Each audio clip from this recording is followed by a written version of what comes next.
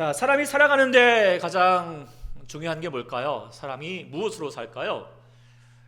계속 말씀을 드리지만 사랑으로 산다. 우리가 많이 깨닫게 되죠. 그래서 사랑이 울고 사랑이 웃고요. 근데 또 돌아보면 사랑이 늘 항상 모자란 것 같습니다. 늘 항상 부족합니다. 사랑이 고프고요. 사랑이 목말라 합니다.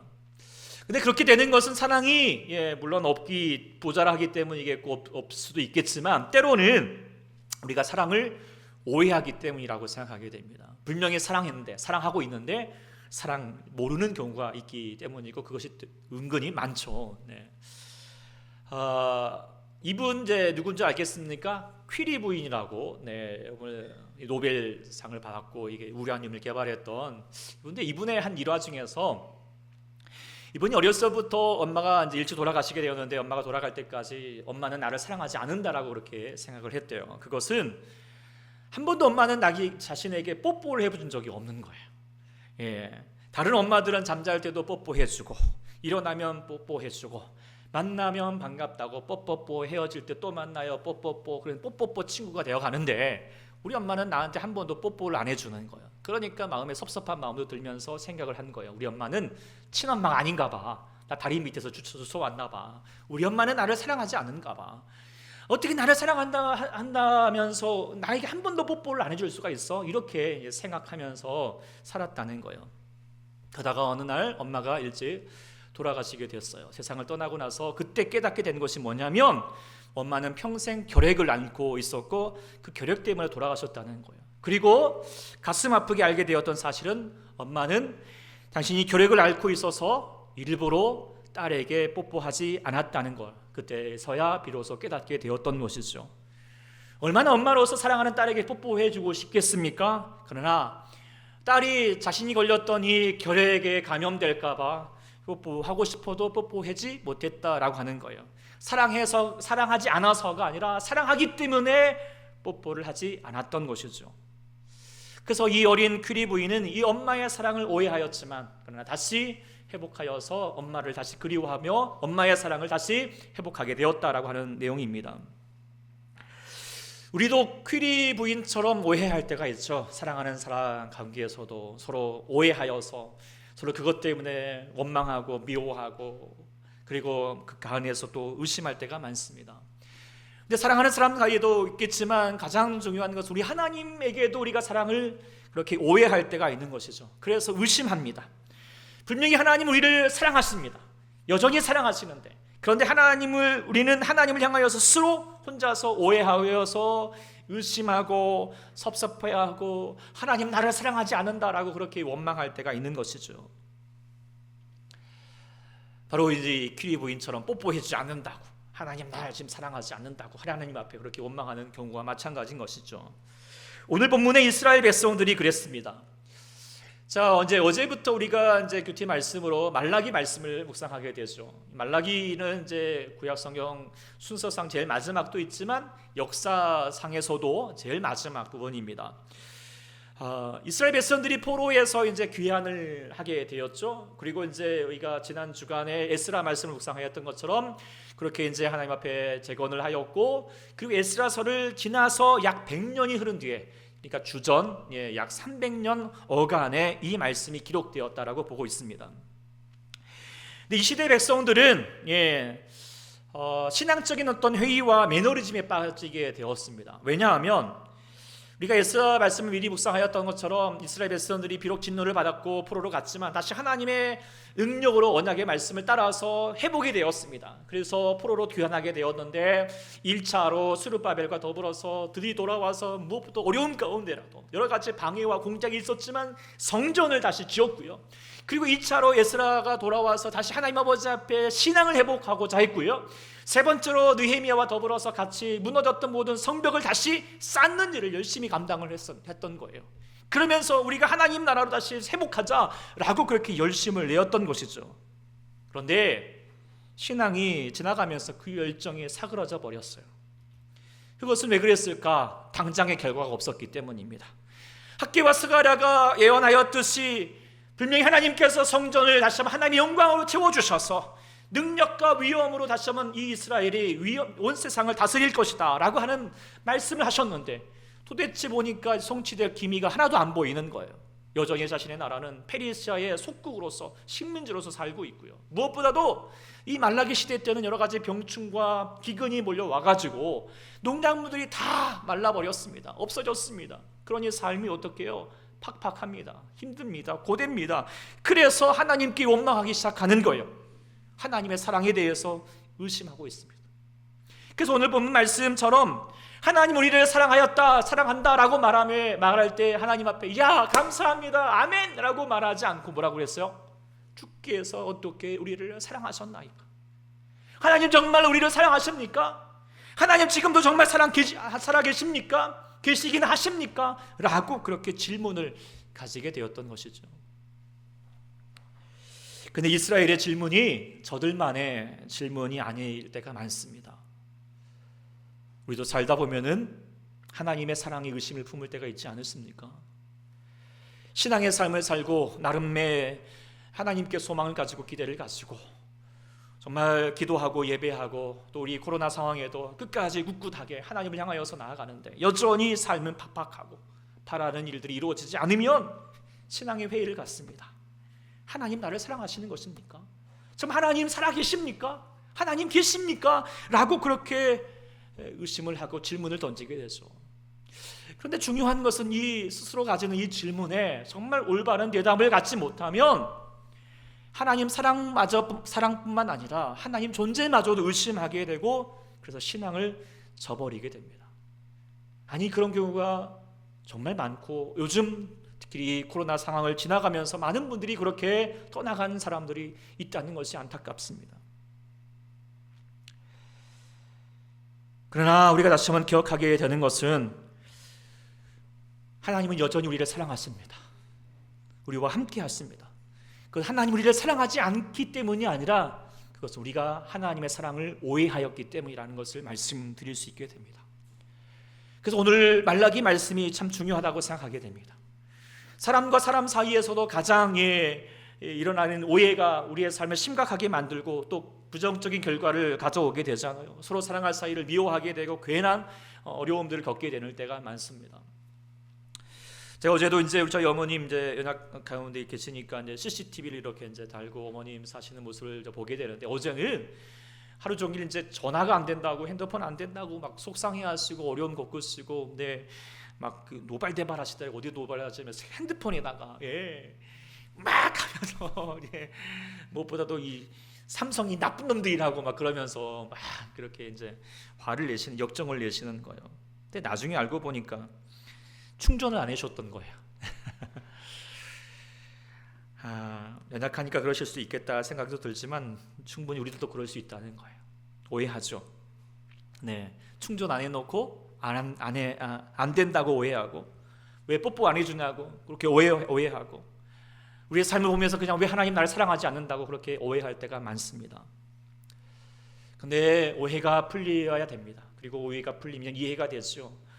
이해가 되면 삶이 달라집니다. 괜히 그것 때문에 쓸데없이 걱정하고 원망하고 그렇게 화를 내고 또 걱정했던 것들을 정말 쓸데없다는 것을 알게 되는 것이죠. 그리고 무엇보다 하나님 향하여서 오해가 풀리게 되면 이해가 되면 하나님의 사랑, 그 막혔던 사랑이 다시 우리 가운데 흘러가게 됩니다. 부어지게 됩니다. 그리고 사랑이 부어지면 우리는 살아가게 됩니다. 살맛이 나죠. 회복됩니다. 예수 믿는 행복을 우리가 다시 알게 되는 것이죠. 삶의 문제는 결국 관계의 문제잖아요. 그리고 그 관계의 가장 핵심은 하나님과의 관계입니다. 우리가 사랑의 관계는 사랑의 문제인데 이 하나님과의 관계가 풀리면 우리의 삶이 다 풀리게 되는 것 여러분들 충분히 아실 것입니다. 그래서 오늘 말씀이 참 중요하다라는 것을 생각하게 됩니다. 많은 사람들이 하나님의 사랑을 오해하고 있기 때문에 그래서 준비하면서 이 말씀을 좀 잘 우리가 이해해야겠다. 또 여러분들과 함께 좀 이해해드리고 싶다라고 생각하게 되어서 뭐 처음엔 그렇게 생각이 안 들었지만 두 번에 걸쳐서 좀 같이 말씀을 나누고자 합니다. 그래서 혹시 사랑하는 여러분에게도 분명히 정말 하나님 계시나? 하나님 날 사랑하시나? 라고 하는 그런 의심과 오해가 있을 수 있는 분이 있을 것 같습니다. 그런 분에게 오늘 우리가 들리시는 주의 말씀을 통하여서 성령의 도우심으로 오해가 풀리고 다시 한번 주의 사랑 깨닫고 감사하고 다시 회복되는 그 놀라운 역사가 있기를 간절히 축원합니다. 그런 마음으로 우리 다시 한번 우리가 하나님의 사랑을 우리가 이제 오해하지 않기 위해서 어떻게 할 것인가, 오늘 첫 번째 이 말씀을 나누고자 하는데요. 그것은 무엇인가? 자기 중심으로 세상의 기준으로 판단하지 않아야 한다는 것입니다.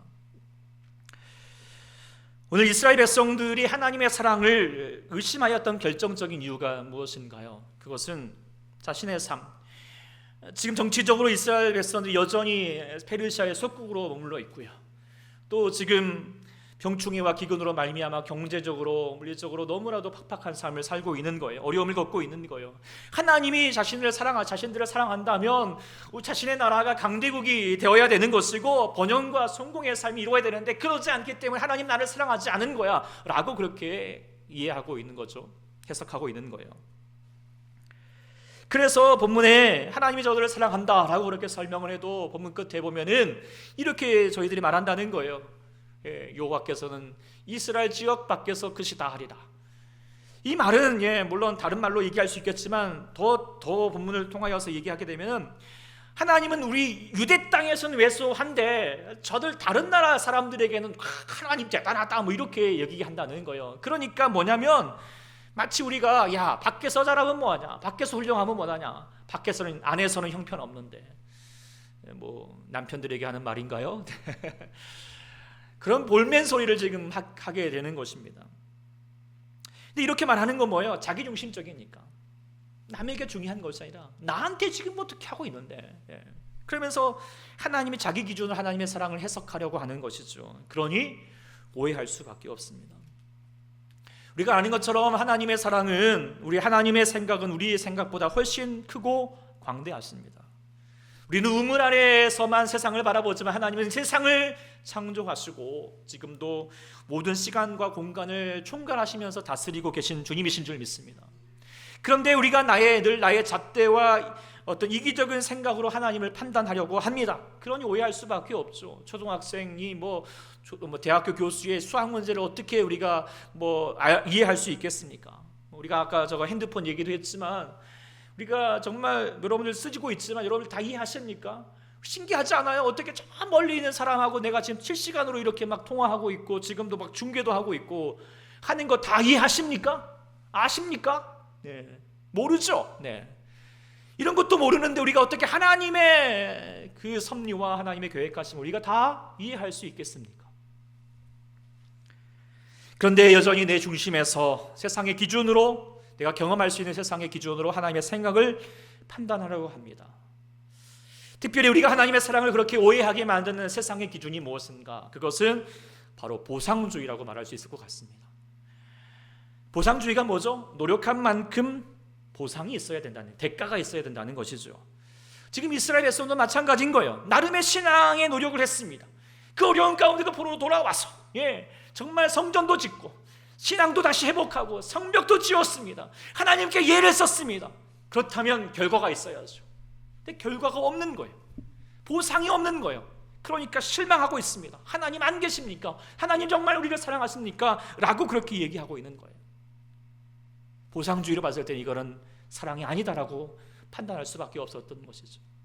그런데 많은 사람들이 이 논리에 갇혀져 있죠.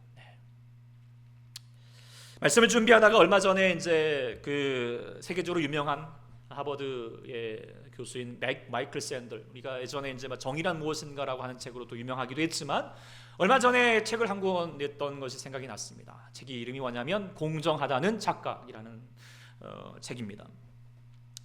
공정, 요즘 많은 사람들, 특별히 요즘 젊은 세대들에게는 뜨거운 화두입니다. 공정이 무엇입니까? 노력한 만큼 보상을 받아야 된다는 것이잖아요. 그런데 부모를 잘 둔 덕에 편법을 나여서 노력하지도 않은 것 같은데 잘만 살고 있고, 나는 아무리 열심히 살아도 집 한 채 갖지 못하고 있는 것은 너무 불공정하다, 화가 난다, 이렇게 생각하고 있죠. 정의롭지 못한다 라고 그렇게 이야기하고 있습니다. 그래서 많은 사람들이 정의로운 건 무엇인가? 그것은 능력에 따라서 자기가 노력한 대로 보상이 되어가는 것. 이것을 다른 말로 말하면 여기 이제 하도로 말하고 있지만 능력주의라고 이렇게 얘기하고 있습니다. 능력주의가 그래도 정의로운 게 아닌가라고, 그 사상이 되어야 된다라고 그렇게 주장하고 있습니다. 그런데 이 샌델 교수는 그 능력주의가 공정하다라고 하는 것도 뭐라고 말했습니까? 착각이라는 거예요. 착각. 왜 그런가? 자기가 가진 능력이라는 것이 정말 자기의 노력으로 되는 것이냐, 다시 되짚어보자는 거예요. 자, 샌델 교수가 말하기를 한 사람이 어떤 성과를 가지기 위해 세 가지 요소가 필요하다는 거예요. 그게 뭐가 필요하냐? 노력도 필요하지만 또 뭐가 필요하냐? 재능도 필요하고요. 그리고 또 거기에는 또 운빨도 필요하다는 거예요. 네, 운이 필요합니다. 그런데 돌아보면은 이 노력은 물론 어떨지 모르겠지만 재능과 운은 자기가 할 수 있는 것입니까? 아니잖아요. 타고나야 되고요, 주어져야 되는 거예요. 우리가 이제 조금 이따 뭐 하여튼 운이라고 말하는 것도 다 뭐예요? 재능이라고 탤런트라고 하는 것도 무엇입니까? 예, 자기가 스스로 얻어지는 것이 아니라 이건 하나님의 은혜다라고 그렇게 말할 수 있잖아요. 물론 결론이긴 하겠지만, 근데 여기서는 운이라고 얘기를 했습니다. 어쨌든 돌아오면 자신의 어떤 성공, 성과라고 하는 것이 자신의 것이 아니라는 거예요. 그러면 또 주장하겠죠. 그래도 나는 노력을 했습니다. 노력은 내 것이죠. 근데 샌델 교수는 그것도 아니라는 거예요. 자, 노력을 하기 위해서는 굳은 결심과 강한 의지가 필요한데 이것도 어떤 유전과 환경의 종합이 결정된다는 것이죠. 여러분들도 아시지만 여러분들이 근식하려고 아무리 노력을 해봐도 옆에서 막 맛있는 거 먹고 있고 막 유혹하고 있으면 어떻게 돼요? 안 돼요? 여러분 의지가 강한, 물론 노력하시는 분은 되겠지만 잘 안 되잖아요. 환경이 공부하고 싶어 옆에서 맨날 싸우고 지지고 볶고 있으면 어떻게 돼요? 안 되는 것처럼. 그것도 여러 가지 많은 주어지는 환경을 통하여서 결정된다라고 하는 거예요. 그러니까 뭐예요? 노력이라는 것도 우리가 다시 한번 우리의 노력이 아니다, 우리의 것이 아니다라고 말할 수밖에 없다는 거예요. 동의할 수밖에 없죠. 우리도 뭐 그런 생각 있잖아요. 주위에 보면은 정말 뭐 공부 별로 안 했는데 뭐 시험 보고 있으면 잘만 보는 친구가 있고, 나는 아무리 공부를 해도 뭐 안 돼 이러면 도대체 그러다가 이제 부모를 원망하고 우리 난 유전자가 영 꽝이야 이렇게 생각하는 경우가 있을 수는 있겠지만, 그러면 막 그렇지만 어쨌든 주어지는 어떤 능력주의라고 하는 것이 정의롭다라고 하는 것은 착각에 지나지 않는다. 그런데 사람들은 여전히 이거라도 믿고 싶죠. 왜? 이것밖에 대안이 없으니까. 이거라도 되어야지 삶의 희망을 가질 수 있기 때문이겠죠. 그래서 시장 특별히 자본주의에 편승을 하여서 잘 사는 사람들은 저들이 노력을 해서 잘 사는 것이고, 좀 못 살고 있는 것은 노력을 안 했던 것이지 라고 하면서 그 결과를 당연스럽게 받아들이게 됩니다. 그러면서 뭐 흙수저, 금수저 하여튼 좀 치사하지만 어쩔 수 없다라고 그렇게 여길 수밖에 없는 것이죠. 그러면서 승자는 어떻게 생각하죠? 오만합니다. 그래도 내가 한 것이지. 그리고 패자는 뭐예요? 나는 안 돼, 나는 이래도 안 되는 것 같아 라고 말하면서 굴욕과 절망으로 몰아가는 것이 이 세상의 삶이라고 하는 거. 좀 복잡한 얘기지만 이해는 되시죠? 그런데 중요한 건 뭐냐면 지금 이스라엘 백성들이 이 능력주의 관점으로 하나님을 해석하고자 하는 거예요. 지금 나는 하나님 아버지 앞에 나름 노력을 했다. 그러면 뭐예요? 그에 상응하는 대가가 있어야 된다. 내가 노력을 했는데 그렇지 않으면 정의롭지 못하다. 하나님이 이건 사랑하는 거 아니다 라고 그렇게 결론 내리고 있습니다. 근데 이 생각을 가지는 나름의 근거가 무엇일까? 그것은 나는 하나님 앞에 노력했다는 거겠죠. 나는 할 만큼 했다. 하나님이 안 해주시는 것이지 난 했다 라고 그렇게 지금 여기는 것 아니겠습니까? 근데 이제 이거에 대해서 하나님께서 말라기를 통하여서 다시 따지십니다. 그러면 정말 할 만큼 했느냐? 먼저 너희들이 하나님을 예배한다고 했지? 그러면 정말 예배했느냐? 라고 말하면서 1장 8절에 보면 뭐라고 말합니까? 너희가 눈먼 희생제물을 바치는 것이 어찌 악하지 아니하며 저는 것과 병든 것을 드리는 것이 어찌 악하지 않느냐? 야, 이것 가지고 한번 총독에게만 갖다 줘봐라. 너희 좋아하겠느냐? 이 당장 이런 나쁜 놈들, 이렇게 얘기 말할 수밖에 없는데 하나님께 이런 것 드리면서 어떻게 해요? 하나님 우리에게 은혜를 구워 주시옵소서, 우리를 불쌍히 주시옵소서 말하는 것이, 그렇게 예배하는 것이 그게 예배냐? 또 나아가면서 너희가 거룩한 백성이라고 말하면서 여전히 거짓을 행하고 가증한 일을 행하고 제사장도 이방의 친의 딸과 결혼하고 있으면서 뿐만 아니라 너희는 점줄 치고 간음하고 겨진 맹수하고 품꾼의 삭을 억울하게 말하고 고아와 갑을 압제하고 나그네를 억울하게 만드는 거룩한 백성으로 삶을 살지 않고 하나님의 이름을 무시하고 있다는 것입니다. 무엇보다도 너희가 하나님의 것 11조를 도둑질하고 있지 않았느냐. 낱낱이 따지고 계시는 거예요. 그러고 너희가 노력했다라고 말할 수 있느냐. 그러면서 하나님 우리가 사랑하지 않는다라고 그렇게 말할 수가 있겠느냐라고 되묻고 있는 거죠. 따지다가 뭐예요? 본전도 못 차는 이 모습을 보여주고 다시 하나님께서 말씀하고 계시는 것인데, 우리도 그런 유를 범할 때가 있지 않습니까? 네. 우리가 드리는 예배가 과연 이스라엘 백성들의 예배가 될 때가 있지 않으십니까? 물론 정말 이렇게 이 시간에도 하나님 아버지 앞에 나와서 예배하는 또 여러분들이 있겠지만, 그래도 우리가 마음과 정성을 다하여 드리는 예배가 되어야 되는데 신앙적인 어떤 열의도 없이 그저 형식적으로 드릴 때가 있지 않으십니까? 하나님을 만나러 왔다 하면서도 뭐 이거는 친구 만나러 가는 거에 어떤 정성도 없고 뭐 설렘도 없어요. 그냥 뭐 예배 예수 믿는다 하면서도 예수 이름에 온갖 똥칠할 만한 여러 가지 많은 악한 일들을 서슴지 않고 주님께 드릴 11조를 생각하면서 왜 도대체 11조를 해야 되는 거야? 라고 의심할 때가 있지 않습니까? 그러면서도 잘 되면 내 탓이고 잘 안 되면 뭐 누구 탓? 하나님 탓하고 있는 거예요. 하나님 원망하는 거예요. 왜 하나님 우리를 축복하지 않습니까? 하나님 정말 우리를 사랑하십니까? 라고 그렇게 나는 할 만큼 했는데 왜 하나님 나에게 안 해주시는 거예요? 왜 보상해 주지 않은 거예요? 이게 도대체 정당합니까? 라고 그렇게 따묻고 있지 않습니까? 근데 정말 따져보자는 거예요. 나의 노력이 클까요? 하나님의 노력이 크실까요? 나의 사랑이 클까요? 하나님의 사랑이 클까요? 우리는 결코 따질 수 없는 하나님의 사랑을 받은 자들입니다. 가늠할 수 없는 하나님의 사랑을 받은 자들이잖아요. 나 같은 죄인을 사랑하셨던 그 하나님의 사랑 어떻게 우리가 다 감당할 수 있겠습니까? 제대로 한다면 하나님의 사랑이 모자란다고 말할 수 없을 것입니다. 하나님의 사랑은 이미 충분하였습니다. 특히 십자가의 사랑을 우리가 안다면 더더욱 그럴 수밖에 없잖아요. 하나님의 사랑은 언제나 내가 생각하는 것 이상입니다. 다만 내가 모를 뿐이죠. 오해할 뿐입니다. 그리고 우리는 허영심 가득하여서 내가 했던 것만 생각하는 거예요. 내가 조금 했던 거 그거 생색내고 싶은 거예요. 하나님 앞에. 그러면서 하나님 아버지 앞에 안 해주신다고 억울하게 생각할 때가 있지 않으십니까? 우리는 하나님 사랑 우리가 깨닫는다면 하나님 사랑 앞에서 나의 노력을 운운할 수가 없습니다. 세상의 잣대와 기준으로 능력주의와 보상주의로 하나님의 사랑을 판단하지 말아야 합니다. 그러면 세상 사람들처럼 됩니다. 마치 우리가 신앙생활 하면서도 축복받으면 내가 하나님 아버지 앞에 잘했으니까 열심히 드렸으니까 하나님이 나를 보상해 주신 거라고 생각하고 있고, 내 삶이 형편없고 또 다른 사람 보기에 형편없이 살고 있으면 저 사람은 하나님 앞에 덜 했으니까 죄를 지었으니까 저렇게 됐다 라고 하는 거, 그건 세상적인 기준입니다. 그래서 늘 항상 힘든 어려운 삶을, 억울한 삶을 사는 것이죠. 샌들 교수도 마찬가지입니다.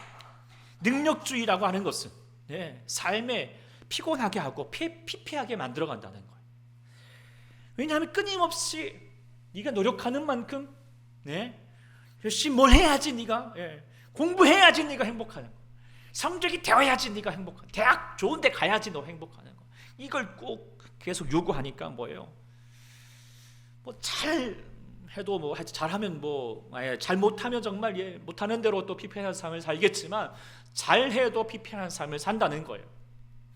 이걸 특별히 이 샌들 교수는 자신에 대해 하버드 대학이잖아요. 그렇죠? 얼마나 사람들이 난다 긴다 하는 사람, 또 노력했던 사람들이 오겠어요? 그럼에도 불구하고 끊임없이 대학에 왔음에도 불구하고 여전히 끝도 없이 선별되고 구별되고 등급이 매겨지는 과정을 통하여서 많은 젊은이들이 정신 이상을 겪고 있다는 것을 보았다는 겁니다. 자기도 쉼 없고 평안도 없고 자신도 사랑하지 않고 남도 사랑하지 않고 사랑도 메말라가고 피곤한 삶을 만들어가고 있는 것을 지적하고 있는 것입니다. 우리 신앙도 그렇게 되는 이유가 많죠. 율법주의로 살아가는 거, 경건주의로 살아가면 이렇게 해야지 하나님께서 나를 축복한다, 그러지 않으면 안 된다, 벌 받는다 라고 하는 것 가운데 있으면 신앙의 삶이 피곤한 거예요. 예수 믿어도 행복하지 않게 됩니다. 그러면 어떻게 해야 될까요? 또 책을 좀 한번 좀 인용해 보겠습니다. 샌들 교수는 결국 평등을 이야기합니다. 먼저는 결과적 평등을 얘기할 수 있습니다. 그런데 이건 아니다라고 얘기를 해요. 결과적 평등이 뭐죠? 노력해서 얻은 거, 네 거 아니야. 그러니까 다 나눠야 돼. 결과된 것들, 결과물들 나눠야 돼. 그러면서 뭐죠? 계급을 타파하고 부의 제부분을 이루는 거. 어떤 사회죠? 사회주의 사회잖아요. 공산주의입니다. 그런데 우리가 한 세계를 우리가 뼈저리게 깨달았어요. 이를 이루기 위해서는 뭐예요? 정말 엄청난 폭력이 있어야 되는 것이고요. 또 이룬다 하여도 뭐 어떻게 하죠? 사람들은 뭐 노력을 해도 뭐 이 결과가 이건데, 그러니까 노력을 하나요, 안 하나요? 안 합니다. 노력하지 않은 사회가 되는 거예요. 발전이 없습니다. 그래서 샌들 교수는 이게 아니다. 그러면 어떤 게 있어야 되느냐? 바로 조건의 평등이라고 얘기를 합니다. 좀 어려운 경우인데요, 언어인데 간단히 얘기하면 그렇습니다. 서로의 직업과 삶을 존중해 가자는 거예요. 그 모두 가지고 있는 평등의 조건들이 다 평등하다, 다 바람직하다, 다 너도 사회에 기여하고 있다 라고 생각해 주자는 거예요. 그러면서 다양한 직업과 계층과 사회가 공존하는 사회를 만들어 가자라고 그렇게 얘기를 해요. 그래서 그 속에서 서로의 다름과 함께 더불어 살아가는 사회를 만들어 가자라고 얘기합니다. 근데 잘 안 되니까 먼저 교육해야 된다. 그리고 부자는 부자대로, 가난한 사람은 가난한 사람을 살지 않고 섞어야 된다. 이렇게 한마디로 말하면 평준화돼야 된다. 그렇죠. 그래서 뭐 이런 거에 이제 기점을 하여서 뭐 학교들도 평준화되기도 하고 뭐 그러는데요. 어째 잘 될 것 같습니까? 제가 보기에는 안 될 것 같습니다. 샌들 교수의 발상도 비판을 하자면 되게 낭만적입니다. 왜냐하면 사람이 그렇게 착하지 않아요. 사람이 이기적이고요, 대단히 죄악된 존재여서 우리 아이들도 그렇잖아요. 학교 다니면서 아파트 평수에 따라서 따로 몰려다니고 또 뭐 작은 평수에 살면 무시하고 그러지 않습니까? 사람은 여전히 자기 노력만 크게 보고요, 자기가 가졌던 노력의 결과에 대해서 결코 나누려고 하지 않아요. 이건 내 거야 정당화시키고요, 가지려고 하죠. 그리고 약자는요, 또 호의를 베푸면, 이런 유명한 말이죠. 호의를 베푸면 어떻게 하죠? 권리인 줄 알아요. 그래가지고 당연하듯이 뭐 이거 달라고, 한번 뭐 코로나 이렇게 지원금 주면은 왜 안 주냐고 막 더 난리잖아요. 더 욕심을 부립니다. 또 강자는 호의를 베푸는 거, 그래 내가 했던 건데 생색을 내죠. 이거 내가 했던 건데, 그러면서 더 그냥 보이게 안 보이게 더 그것을 교만한 마음을 가질 수밖에 없다는 거예요. 그렇다면 어떻게 해야 될까요? 어떻게 해야지 우리가 정말 더불어서 함께 서로 평등하면서 서로 나누면 공존할 수 있는 멋진 삶을 살 수 있을까요? 대안이 어디 있을까요? 오직 하나님 말씀이 있다고 저는 확신하게 됩니다. 근데 그것이 무엇일까? 딱 두 자입니다. 바로 은혜입니다. 하나님의 은혜인 거예요. 이 두 가지는 아까 샌들이 말했던 두 가지를 다 이렇게 이걸 이룰 수 있게 되는데요. 결과의 평등이는 결국은 이제 사람들이 노력하지 않은 거. 그렇지만 또 조건의 평등은 인간의 죄성을 간과하고 있지만, 하나님의 은혜는요 정말 우리의 죄성을 이기게 합니다. 그리고 또 뿐만 아니라 자신의 삶을 더 노력하는 삶으로 나가게 하는 거예요. 이걸 잘 알려주는 말씀, 바로 오늘 요절 말씀이에요. 같이 한번 읽어보겠습니다. 시작. 그러나 내가 나 된 것은 하나님의 은혜로 된 것이니 내게 주신 그의 은혜가 헛되지 아니하여 내가 모든 사도보다 더 많이 수고하였으나 내가 한 것이 아니요 오직 나와 함께 하신 하나님의 은혜로다. 지금 사도 바울이 이 9절에 말하기를, 나는 하나님 앞에서 나는 감당할 수 없는 은혜를 받은 사람이다. 나는 교회를 핍박했던 사람인데 하나님이 나를 이렇게 사용해 주셨다. 은혜가 크다. 그러니까 뭐 하나님의 은혜가 헛되지 않도록 어떻게 다른 사람보다 아유 몰라 이렇게 말하지 않죠. 뭐래요? 더 많이 수고한다는 거예요. 더 많이 노력할 수밖에 없다는 거예요. 은혜니까요. 그러면서 정말 노력을 하지만 내가 한 것, 내가 노력해서가 아니라 뭐예요? 이것도 내 것이 아니라 하나님의 은혜다라고 그렇게 얘기한다는 거예요. 그렇게 되면 어떻게 되죠? 그 결과에 대해서 당연하게 생각하지 않습니다. 오만하지 않습니다. 또한 다른 사람에 대하여서도 판단하지 않습니다. 업신여기지 않습니다. 각각의 하나님의 은혜를 존중합니다. 배려합니다. 나눕니다. 주권의 평등도 이루어지는 것이잖아요.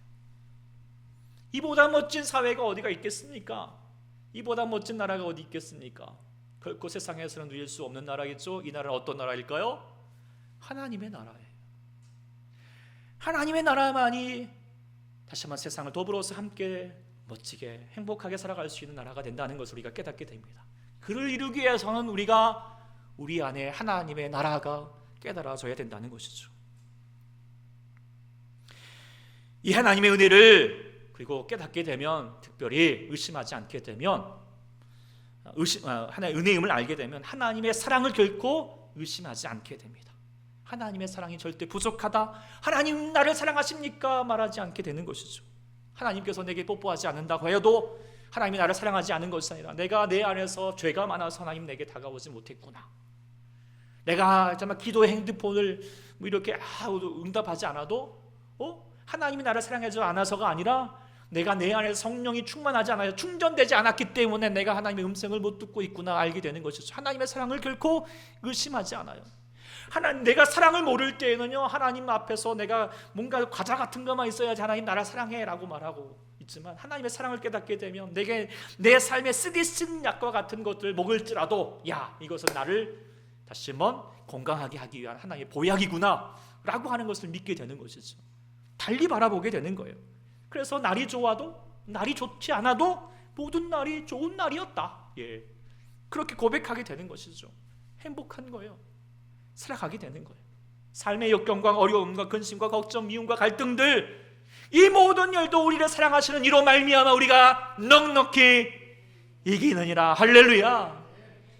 이것은 오직 하나님 은혜로 말미암아 내가 확신하게 된 하나님의 사랑, 끊을 수 없는 사랑을 우리 마음 가운데 두기 때문입니다. 그렇기 때문에 우리가 하나님의 사랑을 내 중심이 아니라 하나님 중심으로, 세상의 관념, 능력주의, 어떤 보상주의 이런 것이 아니라 하나님의 은혜 안에서 하나님의 사랑을 바라볼 수 있기를 소망합니다. 그리하면 우리가 하나님의 사랑을 오해하지 않습니다. 다음 주에는 야곱을 통하여서 하나님이 어떻게 사랑하셨는가를 통하여서 하나님의 사랑하시는 방식에 대해서 묵상하여서 우리가 하나님의 사랑을 제대로 이해할 수 있기를 소망합니다. 그래서 오늘 이상으로 말씀을 마무리하고자 하는데 조금 어려운 내용이었죠. 그러나 우리가 하나님의 사랑을 오해하지 않아야 된다는 거예요. 정말 바르게 이해해야지 우리의 삶에 정말 중요한 것 우리가 알기 때문에 좀 더 복잡하게 설명을 드릴 수밖에 없다라고 말씀을 드립니다. 그러나 이건 우리가 지식으로 하나님의 사랑을 깨닫는 것이 아니잖아요. 성령 안에서 여러분들 하나님의 사랑을 확신할 수 있기를 소망합니다.